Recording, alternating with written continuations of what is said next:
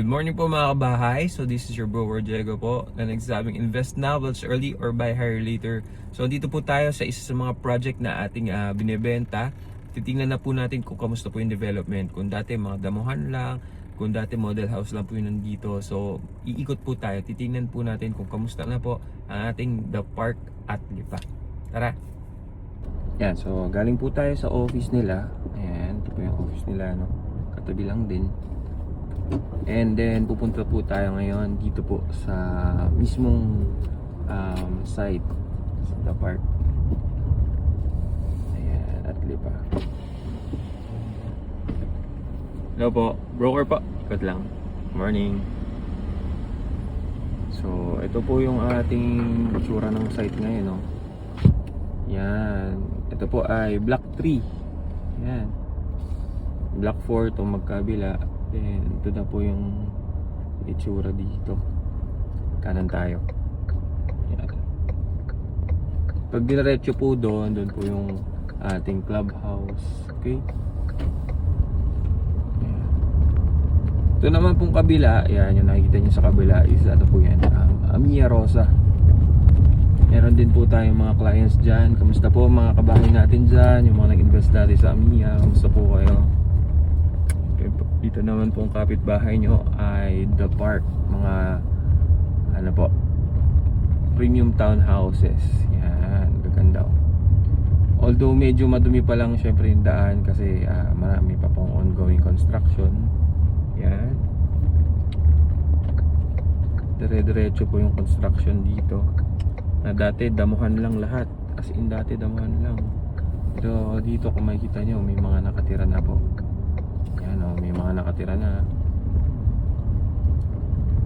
Papakita ko po sa inyo ngayon ang basketball court. Okay, so yan ang ating basketball court. Yan po. Yung katabi ng court nandun swimming pool. So may swimming pool din tayo dito.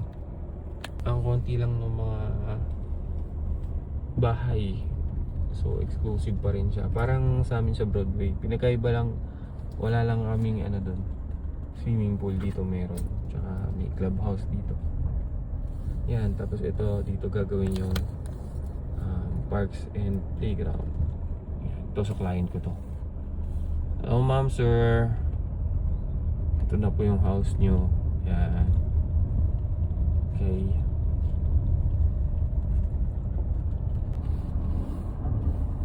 Yan. 2.5 na natin. Yan. 0.5.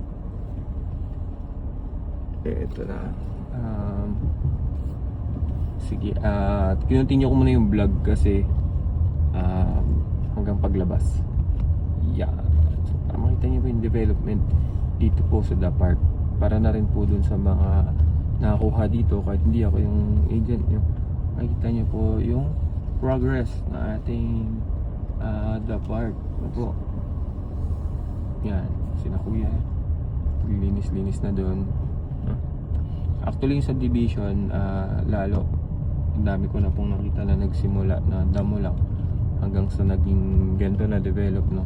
So sa pamahal po siya.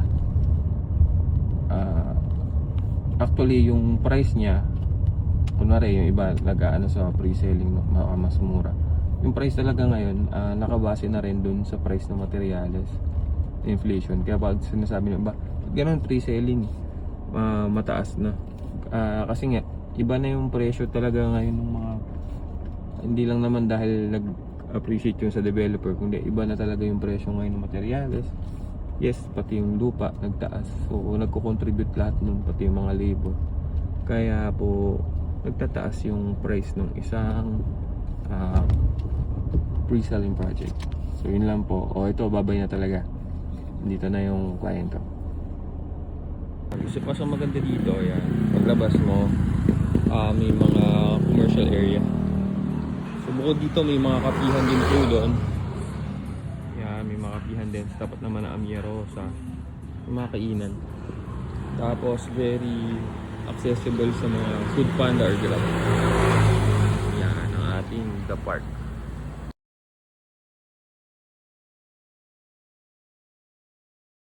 Ayan po, with my client's permission, pumayag naman po sila na videoan ko sila. Isa sa nagustuhan sa client ko is napakabata po nila mag-start. So, ayan, perfect timing talaga mag-start pag bata ka. Dati basketball lang pinag-uusapan, ngayon investments na. Ito po, sa mga pinagpipilian nila, yan, and yung isang block. Ito po pala ang requirements dito and price ngayon. Hello, Magkaka-price increase po, so happy po kayo before April 27 or 150,000 ang tataas. Client yung unit. Then, tatawagan lang po sila ng ating evaluation team. Tapos, pre-qualify sila. Then, pag okay na, pwede na po sila mag-reserve. Ayun po. Sa mga gusto mag-invest dyan, invest while it's early. Dahil April 27, magkakaroon na po ng increase dito sa The Park. Most likely, dati daw ang mga previous na increases is nasa 150,000. So, sayang din po yun. So, you can reserve now so you can start early or buy later. Maraming salamat. Thank you and God bless mga kabahay.